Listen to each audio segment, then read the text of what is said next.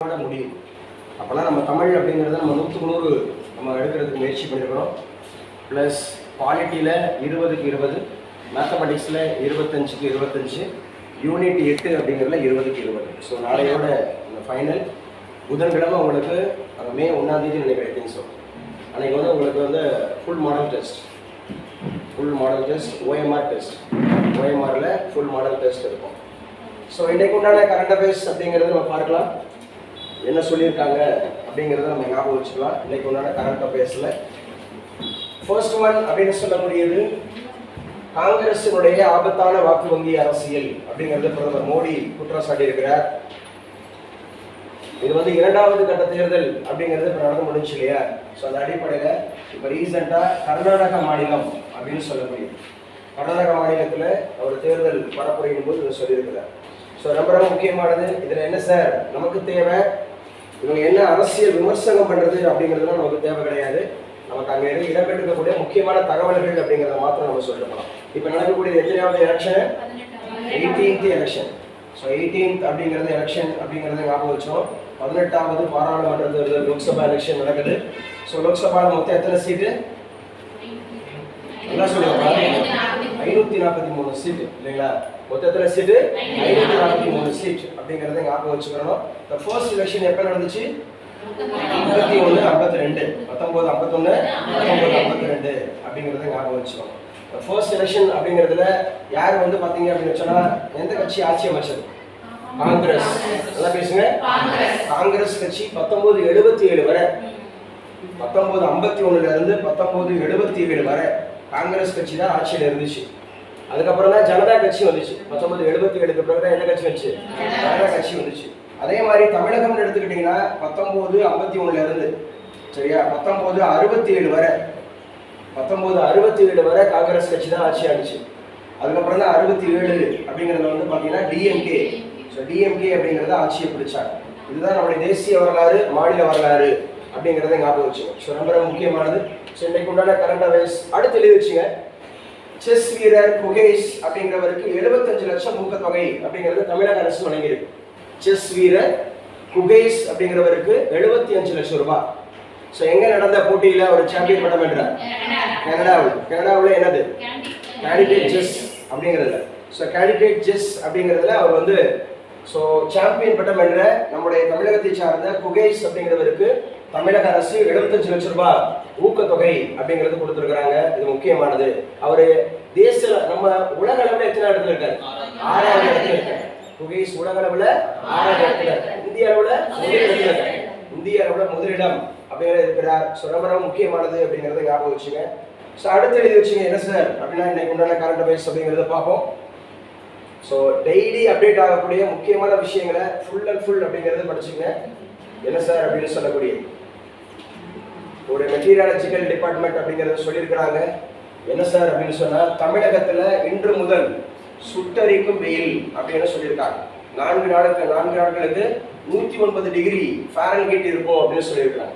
109 degree Fahrenheit 4 நாட்களுக்கு, இன்னையிலிருந்து ஒரு 4 நாளைக்கு அப்படின்னு சொல்லக்கூடியது 109 டிகிரி ஃபாரன்ஹீட். அப்போ நல்லா ஞாபகம் வச்சுக்கணும். இந்த ஹீட் அப்படின்னு சொல்லக்கூடிய டெம்பரேச்சர், இந்த டெம்பரேச்சர் அப்படின்னு சொன்னாவே நமக்கு ரொம்ப ரொம்ப முக்கியமானது. ஃபர்ஸ்ட் என்ன சொன்னா செல்சியஸ், அதுக்கப்புறம் ஃபாரன்ஹீட்டு, ஃபாரன்ஹீட்டுக்கு அப்புறம் கெல்வின். இந்த 3 அலகால வரையறுக்கப்படுகிறது அப்படிங்கிறத ஞாபகம் வச்சுக்கணும். செல்சியஸ், ஃபாரன்ஹீட்டு, கெல்வின் அப்படிங்கிறது. இப்போ நம்மளுடைய ஹியூமன் பாடியோட சயின்ஸில் ஒரு அடிப்படையான கொஸ்டின் கேட்பாங்க. நம்ம ஹியூமன் பாடியோட சராசரி டெம்பரேச்சர் என்ன அப்படின்னு கேட்டாங்கன்னா 36.9. ஒன்று வந்து 36.9 டிகிரி செல்சியஸ்ல சொன்னாங்க. 36.9 டிகிரி செல்சியஸ். அப்ராக்சிமேட்டாக நீங்கள் 37 வச்சுக்கலாம். 37 டிகிரி செல்சியஸ் அப்படின்னு வச்சுக்கலாம். எக்ஸாக்டாக சொன்னால் 36.9 டிகிரி செல்சியஸ். இதே நீங்கள் ஃபாரன்ஹீட்டில் சொன்னால் 98.4 டிகிரி ஃபாரன்ஹீட்டு அப்படின்னு சொல்லுவாங்க. 98.4 டிகிரி ஃபாரன்ஹீட் அப்படின்னு சொல்லுவாங்க. ஸோ இதே இது வந்து பார்த்தீங்கன்னா நீங்கள் கெல்வினில் சொன்னால் 310 கெல்வின் அப்படின்னு சொல்லுவாங்க. 310 கெல்வின். அப்போ செல்சியஸில், ஸோ ஃபாரன்ஹீட்டில், அதுக்கப்புறம் கெல்வின்ல அப்படிங்கிற மாதிரி சொல்லுவாங்க. இதை வந்து சேஞ்ச் பண்ண சொல்லுவாங்க. செல்சியஸ் டு ஃபாரன்ஹீட்டாக சேஞ்ச் பண்ணுங்க.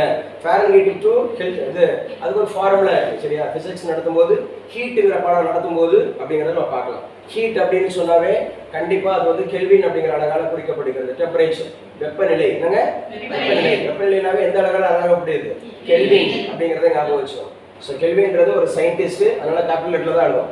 ஸோ முக்கியமாக ஞாபகம் வச்சு இன்னைக்கு உண்டான கரண்ட் அஃபேர்ஸ் அப்படிங்கிறத நம்ம என்ன சார் பார்த்துட்டு இருக்கோம் அப்படிங்கிறத பாருங்க. ஸோ ஓவரால்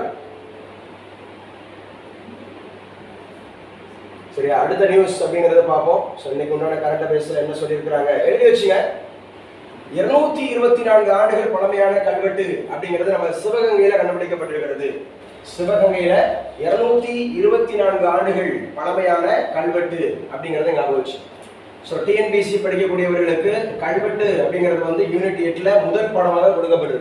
யூனிட் 8 கல்வெட்டுகளை பத்தி படிக்கக்கூடிய படிப்புக்கு என்ன பேரு, எபிகிராஃபி. நல்லா பேசுங்க, வெரி ஃபர்ஸ்ட் கிளாஸ், சவுண்டே வர மாட்டேங்குது. என்ன கிராஃபி, எபிகிராஃபி அப்படிங்கிறது ஞாபகம் வச்சோம். கல்வெட்டுகளை பத்தி படிக்கக்கூடிய படிப்புக்கு வந்து எபிகிராஃபி அப்படிங்கிறது ஞாபகம் வச்சோம். கல்வெட்டுகள் அப்படிங்கிறது கண்டிப்பாக வரலாற்று அந்த மாதிரி இருக்கக்கூடிய சான்றுகளை தெரிஞ்சுக்கிறதுக்கு கல்வெட்டுகள் முக்கியமான சான்றாக இருக்கு.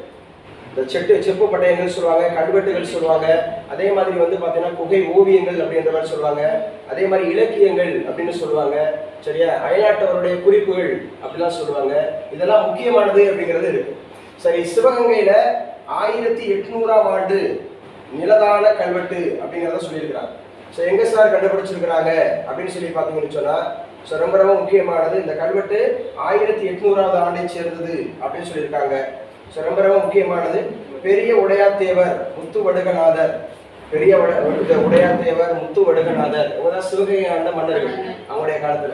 ஸோ அதே மாதிரி கீழடி அப்படின்னு சொல்லக்கூடியது எங்க இருக்கு, என்ன பேசுங்க. ஸோ சிவகங்கை மாவட்டத்துல தான் கீழடி இருக்கு. அகரம் எங்கதான் இருக்கு, அகரம் அப்படிங்கறதும் சிவகங்கையில தான் இருக்கு. கொந்தகை எங்க இருக்கு, சிவகங்கை மாவட்டம் அப்படிங்கறதா கொந்தகை, கொந்தகை அப்படிங்கிறது இருக்கு.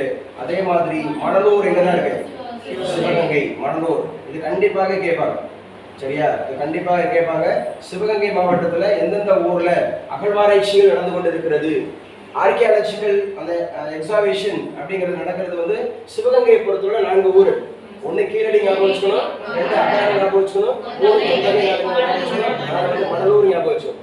அப்ப கீழடி, அகரம், கொந்தகை, மணலூர் அப்படிங்கிறது எந்த ஊர்ல, சிவகங்கை மாவட்டத்துல. புதுக்கோட்டை மாவட்டத்துல எங்க, கோட்டை. புதுக்கோட்டையில எங்க, கோட்டை அப்படிங்கிறது ஞாபகம் வச்சுக்கணும். சரியா, அதே வெம்பக்கோட்டை எந்த ஊர்ல, வெம்பக்கோட்டை எங்க வச்சுக்கணும், அப்படிங்கறத ஞாபகம் வச்சுக்கணும். கொடுமணல் எங்க, ஈரோடு. கொடுமணல் எங்க, ஈரோடு. ஆதிச்சநல்லூர் எங்க, புதுச்சேரி.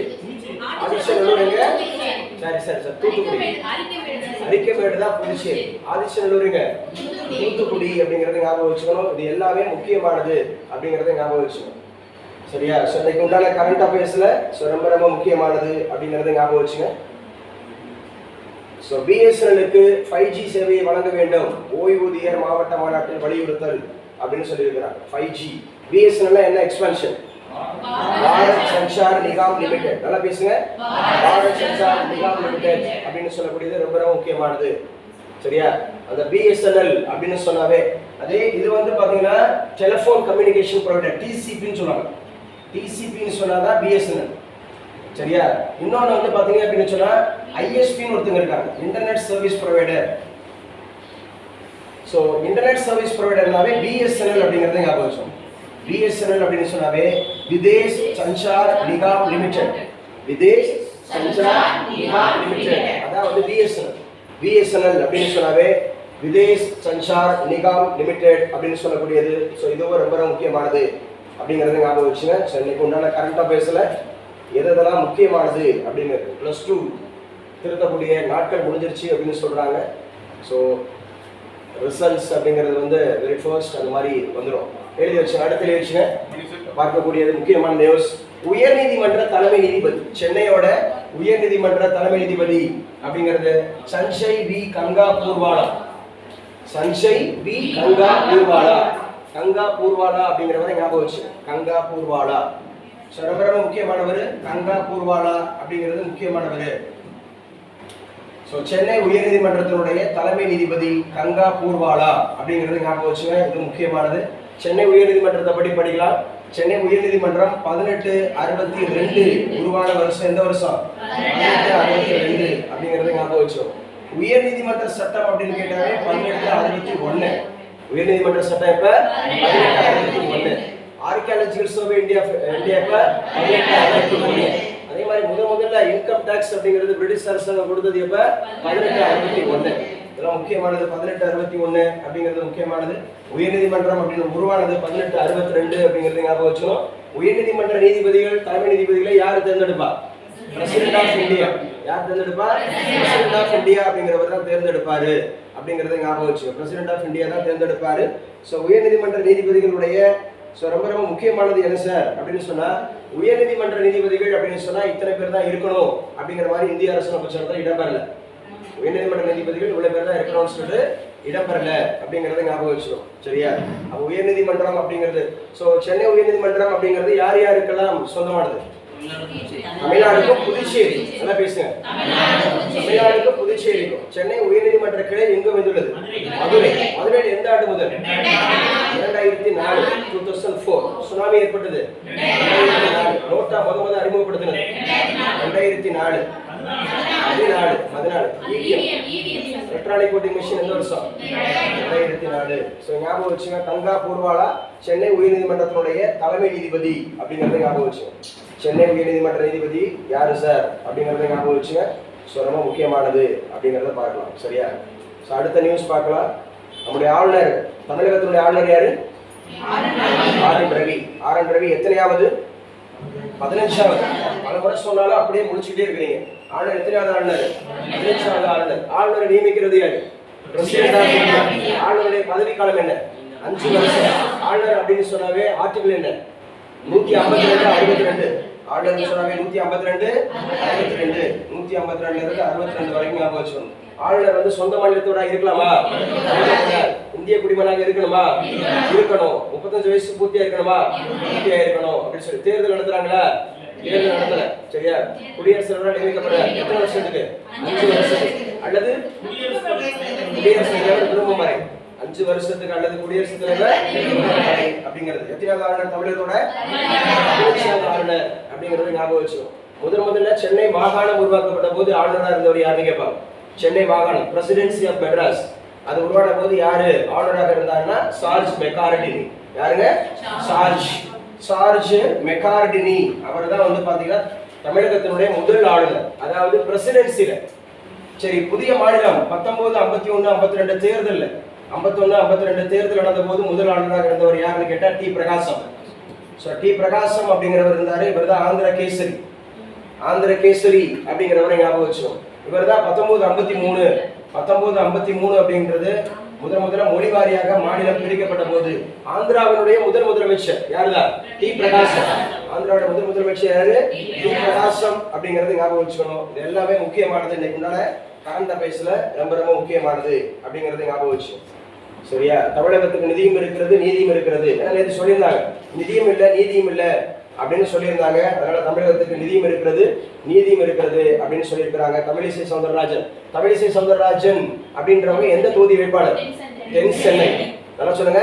தென் சென்னை அப்படிங்கிறது ஞாபகம் வச்சுக்கணும். தென் சென்னை அப்படிங்கிறது. ஸோ இந்த எப்பவுமே எடிட்டோரியல் பார்ட் அப்படிங்கிறது ரொம்ப முக்கியமானது. இந்த எடிட்டோரியல் பார்ட் அப்படிங்கிறது ரொம்ப முக்கியமானது. ஸோ இன்னைக்கு உள்ள எடிட்டோரியல்ல என்ன கொடுத்துருக்குறாங்க அப்படிங்கிறத பார்ப்போம். ஆன்லைன்ல வீடியோ ஆடியோ கிளியரா இருக்கா? கொஞ்சம் சவுண்டா பேசுங்க. ஆடியோ வீடியோ கிளியரா? கிளியர். ஸோ நல்லா ஞாபகம் வச்சுங்க. கேலிக்கு ஆளாகும் ஜனநாயகம் அப்படின்னு கொடுத்துருக்குறாங்க. வாங்க. ஸோ கேலிக்கு ஆளாகும் ஜனநாயகம் என்ன சார் அப்படிங்கிறத பார்க்கலாம். எப்பவுமே எடிட்டோரியல் பார்ட் முக்கியம், நல்லா படிச்சு வச்சுங்க. கேலிக்கு ஆளாகும் அப்படிங்கிறது ஜனநாயகம் அப்படின்னு சொல்லியிருக்காங்க. ஜனநாயகம் ஒரு வார்த்தை, முக்கியமான வார்த்தை, democratic. So what is democracy அப்படிங்கிறதுக்கு 2 பேர் முக்கியமா பாத்தீங்க அப்படின்னு சொன்னா டெஃபினிஷன் கொடுக்குறாங்க. அதுல ஒண்ணு யாரு சார் அப்படின்னு சொல்லி பாத்தீங்க அப்படின்னு சொன்னா ஆப்ரஹாம் லிங்கன். யாருங்க? Abraham Lincoln. டெமோக்ரஸி அப்படிங்கிறது டீமோ அப்படின்னு சொன்னாவே பீப்புள் அப்படின்னு அர்த்தம். கிராசி அப்படின்னாவே டு ரூல்னு அர்த்தம். டீமோகிராஃபி அப்படின்னா மக்கள் தொகையை பத்தி படிக்கிறது. டீமோகிராசி அப்படின்னு சொன்னா மக்களை ஆள்றது. டீமோகிராசி. சரியா? அப்ப நல்ல ஞாபகம் வச்சுன்னா ஜனநாயகம் அப்படிங்கிறது ரொம்ப முக்கியமானது. ஆப்ரஹாம் லிங்கன் அப்படின்னு ஒருத்தர் சொல்லியிருக்காரு, இன்னொருத்தர் ஷீலே. 2 பேர் தான் ஜனநாயகத்தை குறித்து டெஃபினிஷன் கொடுத்தவங்க. ஒருத்தர் யாரு? Abraham Lincoln. இன்னொருத்தர் யாருப்பா? ஷீலே. என்னங்க கேலிக்கு ஆளாகுது ஜனநாயகம் என்ன சொல்லியிருக்கிறாங்க அப்படின்னு சொன்னா, கடுமையான கோடையை போலவே தேர்தல் களமும் சூடுபடுத்திருக்கிறது. 18வது மக்களவை தேர்தலுக்கு அரசியல் கட்சிகள் களமிறக்கும் வேட்பாளர்களை பார்க்கும்போது நமது ஜனநாயக நடைமுறையில் கேலிக்குரிய வக்கிரத்தன்மை நுழைந்திருக்கிறதோ என்ற ஐயப்பாடு எழுகிறது. ஏன் எப்படி சொல்லியிருக்காங்கன்னா, தங்களது வெற்றி வாய்ப்பை அதிகரித்துக் கொள்ளவும் அரசியல் ஆதாயம் தேடவும் கட்சி மாறுவது என்பது புதிதொன்றுமல்ல. எல்லா கட்சியிலிருந்தும் சட்டப்பேரவை மக்களவைத் தேர்தலுக்கு முன்னால் போட்டியிட வாய்ப்பு மறுக்கப்படுபவர்கள் வெற்றி வாய்ப்பு தேடி சரியா கட்சி மாறுவது வழக்கம். கட்சி மாறும் போக்கு இப்போது ஒரு தொற்று நோயாக இந்தியா முழுவதும் பரவி வருகிறது என்றார். ஏன் இந்த ஜனநாயகம் கீழே குத்தாகுதுன்னு சொன்னா, கட்சி தாவல் அப்படிங்கறத சொல்றேன். எழுதி வச்சு, கட்சி தாவல் தடை சட்டம் அப்படிங்கிறது ஒண்ணு இருக்கு, ஆன்டி டிஃபெக்ஷன் லா. கட்சி தாவல் தடை சட்டம் எத்தனையாவது அட்டவணையில் குறிப்பிடப்படுது? 10வது அட்டவணை கேட்பாங்க, 10th ஷெட்யூல். நம்ம ஏற்கனவே சொல்லியிருக்கோம். எழுதப்பட்ட போது எத்தனை ஷெட்யூல் இருந்துச்சு? சத்தமா சொல்லுங்க. 8 ஷெட்யூல் இருந்துச்சு. இப்ப எத்தனை ஷெட்யூல் இருக்கு? 12 ஷெட்யூல். எத்தனை ஷெட்யூல் இருந்துச்சு? 8 ஷெட்யூல். எத்தனை ஷெட்யூல் இருக்கு? ஆன்டி டிஃபெக்ஷன் லா அப்படிங்கிறது வந்து என்னது? ஆன்டி டிஃபெக்ஷன் லா அப்படின்னு சொல்றது கட்சி தாவல் தடை சட்டம். அது எத்தனாவது ஷெட்யூல் இருக்கு? 10th ஷெட்யூல்ல இருக்கு. 10th ஷெட்யூல் அப்படின்றது. 11th ஷெட்யூல் அப்படிங்கிறது என்ன? பஞ்சாயத்து ராஜ். சொல்லதான் வரும். 11th schedule. 12th ஷெட்யூல் என்ன? முனிசிபாலிட்டி அப்படிங்கிறது ஞாபகம். என்னங்க? முனிசிபாலிட்டி. இது ரெண்டுமே எந்த சட்ட திருத்தத்துல? 73வது சட்ட திருத்தம், 74வது சட்ட திருத்தம். 73, 74 ரெண்டுமே எந்த வருஷம்? 92, 1992 அப்படிங்கறது ஞாபகம் வச்சுக்கணும். பஞ்சாயத்து ராஜா முத அறிமுகப்படுத்தி இந்திய மாநிலம் அது ராஜஸ்தான் அப்படிங்கிறதுல எந்த வருஷம்?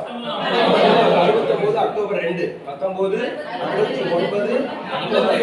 1969 அக்டோபர் 2. சோ ராஜஸ்தான்ல நாகூர் டிஸ்ட்ரிக்ட். ராஜஸ்தான்ல அதை தொடர்ந்து எந்த மாநிலம்? ஞாபகம் வச்சுக்கோ. சரியா? யாரு பஞ்சாயத்து ராஜ் முறையின் தந்தை? மேத்தா அப்படிங்கிறவர். உள்ளாட்சி துறையின் தந்தை யாரு? ரிப்பன் பிரபு.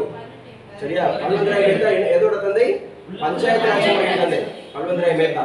உள்ளாட்சியின் தந்தைனா மாநகராட்சியின் தந்தைனா மாநகராட்சி தந்தை மேயர் அப்படிங்கறத ஞாபகம் வச்சுக்கணும். பஞ்சாயத்து ராஜ் அப்படின்னு சொன்னாவே முக்கியமானது 4 அடுக்கு முறைனா யாரு? யாருமே கிடையாது. 3 அடுக்கு முறை தான். சரியா? 3 அடுக்கு முறை தான் யாரு? பல்வந்தராய் மேத்தா. 2 அடுக்கு முறை யாரு? 2 அடுக்கு முறை யாரு? யாரு பஞ்சாயத்து ராஜ் இன்ஸ்டிடியூஷன்ஸ் வந்து பாத்தீங்க அப்படின்னு சொன்னா ஓகே பண்ணா?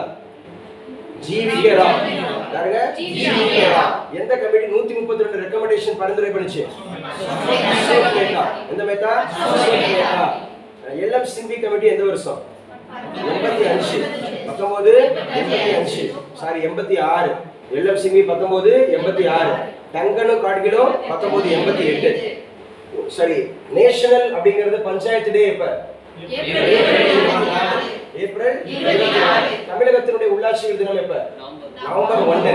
நவம்பர் 1 தமிழகத்தினுடைய உள்ளாட்சிகள் தினம் நவம்பர் 1. சரியா? என்னப்பா? அதான் தமிழ்நாடு தினமும் உள்ளாட்சி தினமும் இருக்கு நவம்பர் 1. தமிழ்நாடு உள்ளாட்சி தினம் நவம்பர் 1. நல்லா ஞாபகம் வச்சுங்க. ரொம்ப முக்கியமானது அப்படிங்கறத ஞாபகம் வச்சுங்க. சோ இன்னைக்கு உண்டான கரண்ட் அஃபேர்ஸ். பாரதியார் முதல் இந்திய மறுமலர்ச்சி கவிஞர். பாரதியார் முதல் இந்திய மறுமலர்ச்சி கவிஞர். பாரதிதாசன் முதல் திராவிட மறுமலர்ச்சி கவிஞர். பாரதி தெய்வ சக்தியை பெரிதும் பாடியவர். பாரதிதாசன் மனித சக்தியை பெரிதும் பாடியவர். பாரதியார் தேசிய இயக்கத்தின் பரிசு. பாரதிதாசன் திராவிட இயக்கத்தின் பரிசு. முதல்ல எழுதி வச்சுங்க. முதல் இந்திய மறுமலர்ச்சி கவிஞர். The first Indian reforming poet. So Bharathiyar தான் முதல் இந்திய மறுமலர்ச்சி கவிஞர். சோ அடையாளப்படுத்தப்படுகிறார் முதல் இந்திய மறுமலர்ச்சி கவிஞர். அதே மாதிரி திராவிட மறுமலர்ச்சி கவிஞர் கேட்டா பாரதிதாசன். பாரதியார், பாரதிதாசன் ஞாபகம் வச்சோம். ரெண்டுமே முக்கியமானவர்கள் அப்படிங்கறத ஞாபகம் வச்சோம். பாரதியார் பிறந்த வருடம் எது? 1881. 1882. இறந்தது 1921. 1882, 1921. எந்த வயசுல பாரதிங்கிற பட்டம் வாங்கினார்? 11 வயசு. எந்த சமஸ்தான புலவர்கள்? எட்டயபுரத்து மன்னரும் சமஸ்தான புலவர்கள். எட்டயபுரத்து மன்னரும் சமஸ்தான புலவர்களும். யாருக்கு என்ன பட்டம்? பாரதியோட இயற்பெயர் என்ன? சுப்பிரமணியம் அப்படின்னு சொல்லக்கூடியது ஞாபகம் வச்சுக்கணும். பாரதி. சோ நல்லா ஞாபகம் வச்சுங்க. ரொம்ப முக்கியமானது. பாரதியார் தான் முதல் இந்திய மறுமலர்ச்சி கவிஞர். முதல் திராவிட மறுமலர்ச்சி கவிஞர் அப்படின்னு கேட்டா பாரதிதாசன் அப்படிங்கறத ஞாபகம் வச்சுங்க. சோ ரொம்ப முக்கியமானது அப்படிங்கறத ஞாபகம் வச்சுங்க. இதுவும் ரொம்ப முக்கியமானது. என்ன சார் ரைட், அடுத்து என்ன இன்னைக்கு உண்டான நியூஸ்ல என்ன சார் பார்ப்போம்? அரசு பள்ளிகளில் அக்கறை காட்டுவோம் அப்படின்னு ஒரு கட்டுரை எழுதியிருக்கிறாங்க. அரசு பள்ளிகளில் அக்கறை காட்டுவோம் அப்படின்ற ஒரு கட்டுரை இருக்கு. ஸோ இதுவும் முக்கியமானது தான். ஸோ தேவையான நியூஸ் இருந்தால் மட்டும் நம்ம எழுதிக்கலாம், இல்லைன்னா போயிடலாம். சரியா? ஸோ அடுத்த விஷயம் இன்னைக்கு உண்டான கரண்ட் அஃபேர்ஸ். டெல்லி காங்கிரஸ் தலைவர் பதவியிலிருந்து அரவிந்தர் சிங் லவ்லி அப்படிங்கிறது ராஜினாமா. எழுதி வச்சுங்க. டெல்லியோட காங்கிரஸ் தலைவர் அப்படின்னு சொல்லக்கூடியவர் ராஜினாமா. ஸோ டெல்லி முக்கியமான ஒரு மாநிலம், தேசிய தலைநகர், அதில் ஆளுங்கட்சியா இருக்கிறது ஆம் ஆத்மி பார்ட்டி, ஆளுங்கட்சியா இருக்கிறது. ஸோ டெல்லியோட காங்கிரஸ் தலைவர் அரவிந்தர் சிங் லவ்லி அப்படிங்கிறது he has resigned his job. அவர் தன்னுடைய பதவியை ராஜினாமா பண்ணியிருக்கிறார். அரவிந்தர் சிங் லவ்லி அப்படிங்கறத ஞாபகம் வச்சுங்க. அரவிந்தர் சிங் லவ்லி ஆம் ஆத்மி கூட்டணிக்கு எதிர்ப்பு தெரிவித்து அவர் வெளியேறி இருக்கிறார் அப்படின்னு சொல்லியிருக்கார். ராஜ்நாத் சிங் எதற்கான அமைச்சர்? டிஃபென்ஸ் மினிஸ்டர் அப்படிங்கறத ஞாபகம் வச்சுங்க. டிஃபென்ஸ் மினிஸ்டர் 17வது அந்தமாக இருக்கக்கூடிய மக்களவை தேர்தலில் அவர் தான் டிஃபென்ஸ் மினிஸ்டர் அப்படிங்கறத ஞாபகம் வச்சுக்கலாம். ஸோ முக்கியமானது அப்படிங்கறத ஞாபகம் வச்சுங்க. அடுத்து வச்சுங்க, ஜார்க்கண்ட் அப்படிங்கிற மாநிலத்தில் இவர் தான் சிபு சோரன். ஸோ ரொம்ப முக்கியமான ஒரு தலைவர், நீண்ட கால தலைவர். அந்த மாநிலம் உருவாக்குறதுக்காக நீண்ட காலம் போராடியவர் சிபு சோரன் அப்படின்னு சொல்லக்கூடியவர், முன்னாள் முதல்வர். எழுதி வச்சுங்க.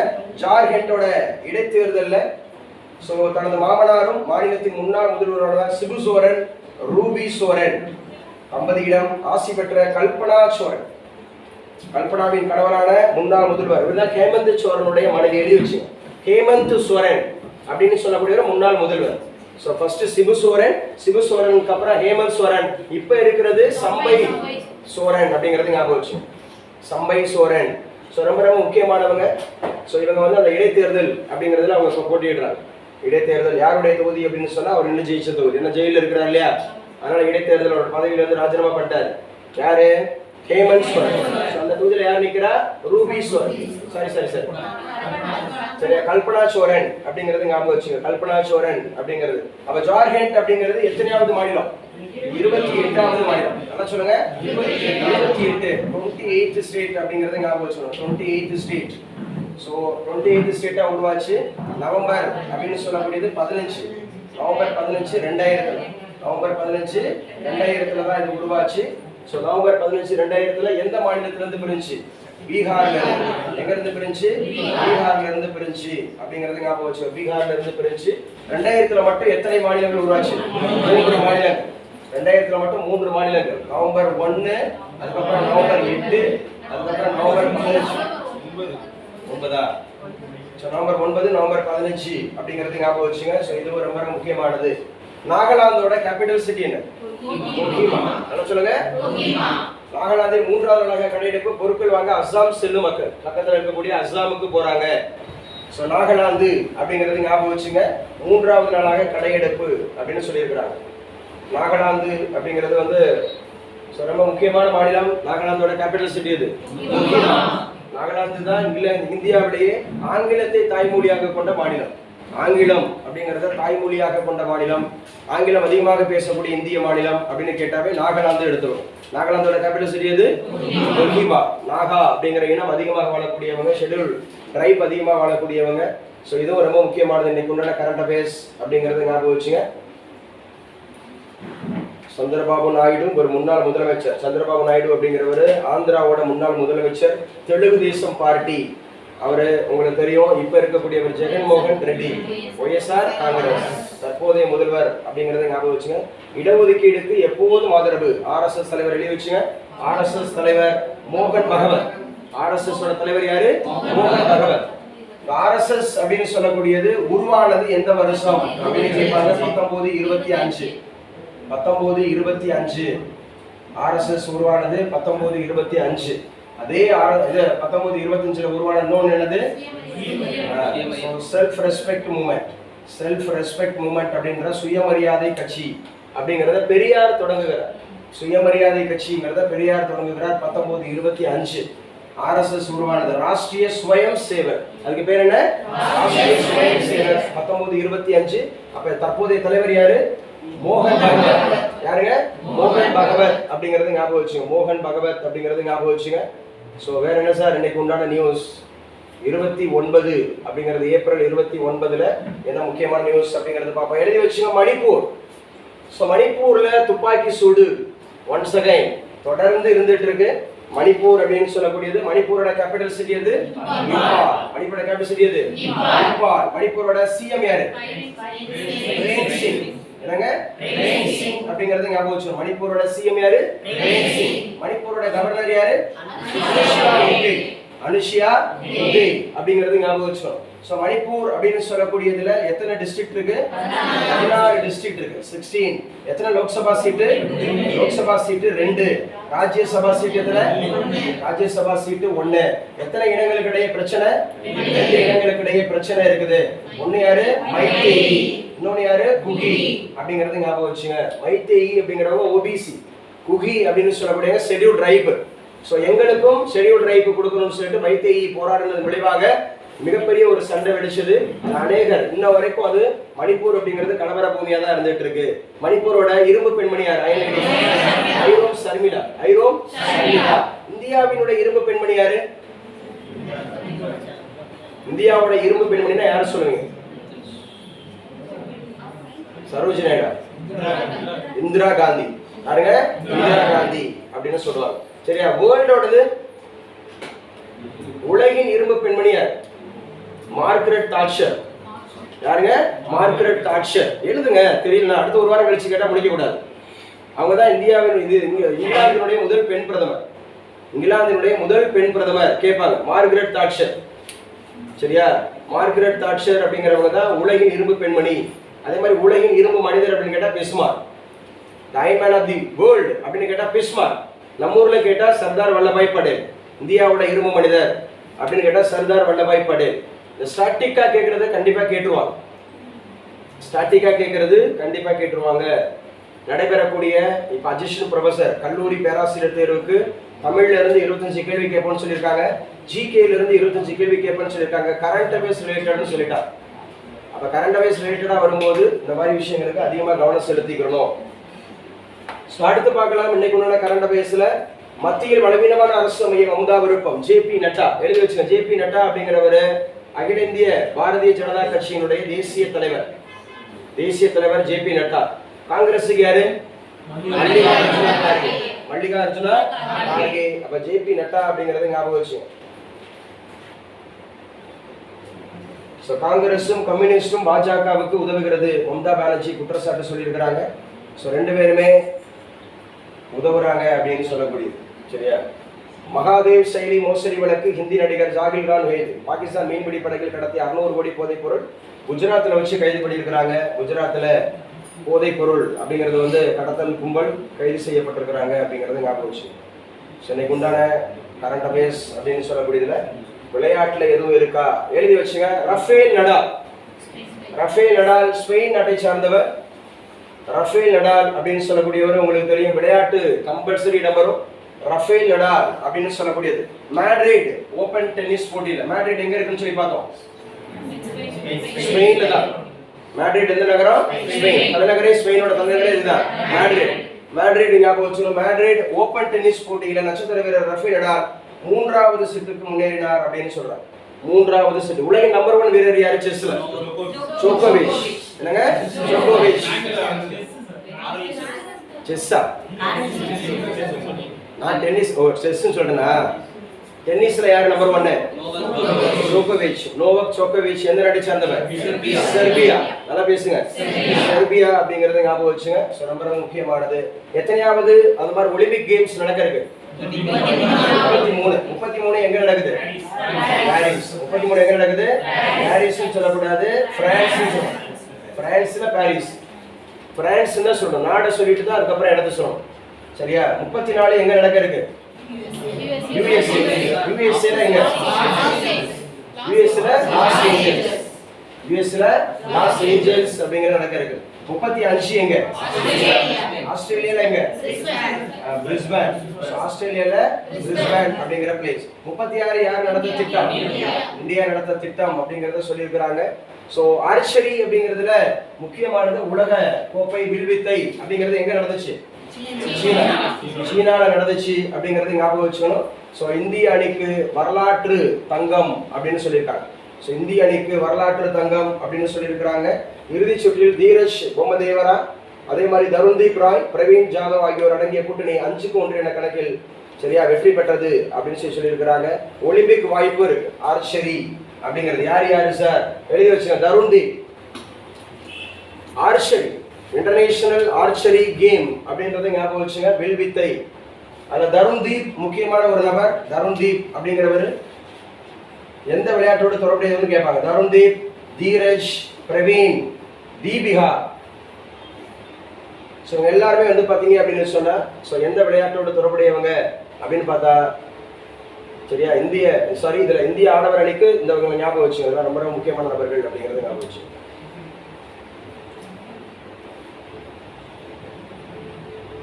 ஸோ ராஜஸ்தான்ல ஒரே கல்லில் 18 அடி உயர காளி சிலை வெடிப்பு. ஒரே கல்லுல அப்படிங்கிறது. ஏன்னா அது வந்து எந்த நிலம் அப்படின்னு சொன்னா மணலும் மணல் சார்ந்த இடம். பேசுங்க. சங்க இலக்கியங்கள்ல குறிப்பிடக்கூடிய பாலை அப்படின்னு சொல்லக்கூடிய நிலம் இதுதான் ராஜஸ்தான். ராஜஸ்தான் பாலை நிலத்துக்குரிய கடவுள் யாருதான்? கொற்றவை அப்படின்னு சொல்ற காளி. கொற்றவைன்னு சொல்லக்கூடிய காளி அப்படிங்கறது ஞாபகம் வச்சுக்கணும். ஒரே கல்லுல. ஜெய்ப்பூர் ராஜஸ்தானோட கேபிட்டல் சிட்டி இது. ஜெய்ப்பூர் என்ன சிட்டின்னு அழைக்கப்படுது? Pink city. பிங்க் ப்ராஜெக்ட் எந்த ஊர்ல? கேரளாவுல. பிங்க் ப்ராஜெக்ட் எந்த ஊர்ல? கேரளாவுல அப்படிங்கறது ஞாபகம் வச்சுக்கணும். எதற்காக பிங்க் ப்ராஜெக்ட்? பெண்கள் பாதுகாப்பு. என்னங்க? பெண்கள் பாதுகாப்பு. பாகிஸ்தானுடைய பிரதமர் யாரு? நவாப் ஷெரீப். என்ன சொல்லுங்க? நவாப் ஷெரீப். அடுத்தடி வச்சுங்க. துணை பிரதமராக வெளியுறவுத்துறை அமைச்சர் நியமனம். துணை பிரதமர், deputy prime minister of Pakistan. Deputy prime minister of Pakistan யாரு சார் வந்திருக்கிறா அப்படின்னு கேட்டா அந்த நாட்டினுடைய எக்ஸ்டர்னல் அஃபேர்ஸ் மினிஸ்டர், வெளியுறவுத்துறை அமைச்சர் அப்படிங்கிறவர் வந்திருக்கிறார். ரொம்ப ரொம்ப முக்கியமானது. இசாக்தர் அவருடைய பேர் வந்து இசாக்தர் அப்படிங்கிறவர் நியமிக்கப்பட்டிருக்கிறார் அப்படிங்கறத ஞாபகம் வச்சுங்க. பாகிஸ்தானுடைய துணை பிரதமர். சோ நவாஸ் ஷெரீப் அப்படிங்கிறது பிரதமராக இருக்கிறார். துணை பிரதமராக இருக்கிறவர் இசாக்தர் அப்படிங்கறத ஞாபகம் வச்சு. It is also very very important. Gaza போருக்கு எதிராக அமெரிக்க கல்லூரிகளில் போராட்டம். 100 கணக்கான மாணவர்கள் கைது. காசா அப்படிங்கிறது எந்த ஊர்ல இருக்கு? பாலஸ்தீன். காசா மீது தாக்குதல் நடத்தி கொண்டிருக்கக்கூடிய நாடு எது? இஸ்ரேல். இஸ்ரேலுடைய தற்போதைய பிரதமர் யாரு? Benjamin Netanyahu. இஸ்ரேல் சுதந்திரம் அறிவிக்கப்பட்ட ஆண்டு எது? 1948. முழுமையாக சுதந்திரம் பெற்றது 67. 1967. எந்த இரு நாடுகளிடையே பிரச்சனை இருக்கு? பாலஸ்தீன், இஸ்ரேல். பாலஸ்தீன் தான் இது ஹமாஸ் தான் தொடங்கி வச்சாங்க. அக்டோபர் 7. பாலஸ்தீனத்தினுடைய அதிபர் யார்? முகமது அப்பாஸ். திரும்ப திரும்ப சொல்லிட்டு இருக்கோம். முகமது அப்பாஸ் அப்படிங்கறத ஞாபகம் வச்சுங்க. ஸோ இது ரொம்ப ரொம்ப முக்கியமானது. ஸோ இன்னைக்கு உண்டான கரண்ட் அஃபேர்ஸ் அப்படிங்கறத பார்க்கலாம். ஸோ அடுத்த எழுதி வச்சுங்க. டெஸ்லா உங்க எல்லாருக்கும் தெரியும். டெஸ்லாவோட தலைவர் யாரு? Elon Musk. ஸோ இவர் நடத்தி கொண்டிருக்கக்கூடிய அந்த விண்வெளி அந்த மாதிரி இருக்கக்கூடிய ஸ்பேஸ் எக்ஸ் அப்படிங்கறத ஞாபகம் வச்சுக்கணும். இதுவும் முக்கியமானது. சீனாவுக்கு திடீர் பயணம் அப்படின்னு சொல்லியிருக்கிறார். சீனாவோட கேபிட்டல் சிட்டி எது? பெய்ஜிங். சீனாவோட கேபிட்டல் சிட்டி எது? பெய்ஜிங். சீனாவோட அதிபர் யாரு? Xi Jinping. சீனாவோட அதிபர் யாரு? ஜி ஜின்பிங் அப்படிங்கறத ஞாபகம் வச்சுக்கணும். சீனாவோட மிக பழமையான நாகரிகம் எது? கமாங்கோ. என்னங்க? கமாங்கோ. Yellow river civilization. சீனாவில மிக பழமையான நாகரிகம் கேட்டாவே கமாங்கோ, எல்லோ ரிவர். அது மாதிரி மஞ்சள் நதி நாகரிகம் அப்படின்னு சொல்லுவோம். மஞ்சள் நதி நாகரிகம். உக்ரைன் கடற்கரை நகரத்தில் ரஷ்யா ட்ரோன் தாக்குதல் அப்படிங்கறத ஞாபகம் வச்சுங்க. உக்ரைனோட அதிபர் யாரு? Vladimir Zelensky. அப்படிங்கறத ஞாபகம் வச்சுக்கணும். ரஷ்யாவோட அதிபர் யாரு? Vladimir Putin. ரஷ்யாவோட அதிபர் யாரு? Vladimir Putin. ரஷ்யாவோட கேபிட்டல் சிட்டி எது? மாஸ்கோ. ரஷ்யாவோட கேபிட்டல் சிட்டி எது? மாஸ்கோ அப்படிங்கிறது. ரஷ்யாவோட விண்வெளி ஆராய்ச்சி மையத்தோட பேர் என்ன? மிர். என்னங்க? மிர். நம்முடைய செயற்கைக்கோள் முத எங்க இருந்து ஏவப்பட்டுச்சு? ரஷ்யா. 1975 ஆரியப்பட்டா. 1975 ஆரியப்பட்டா. நம்ம நாட்டுல இருந்து கேட்ட பாஸ்கரா. என்னங்க? பாஸ்கரா. நம்ம நாட்டுல இருந்து அனுப்பப்பட்டது அப்படிங்கிறது பாஸ்கரா அப்படிங்கறத ஞாபகம் வச்சுங்க. இன்னைக்கு உண்டான கரண்ட் அஃபேர்ஸ்ல ரொம்ப ரொம்ப முக்கியமானது என்ன சார் அப்படிங்கறத பார்க்கலாம். சரியா? ஸோ அவ்வளோதான் முடிஞ்சு. ஸோ இன்னைக்கு உண்டான நியூஸ் அப்படிங்கிறது முடிஞ்சு.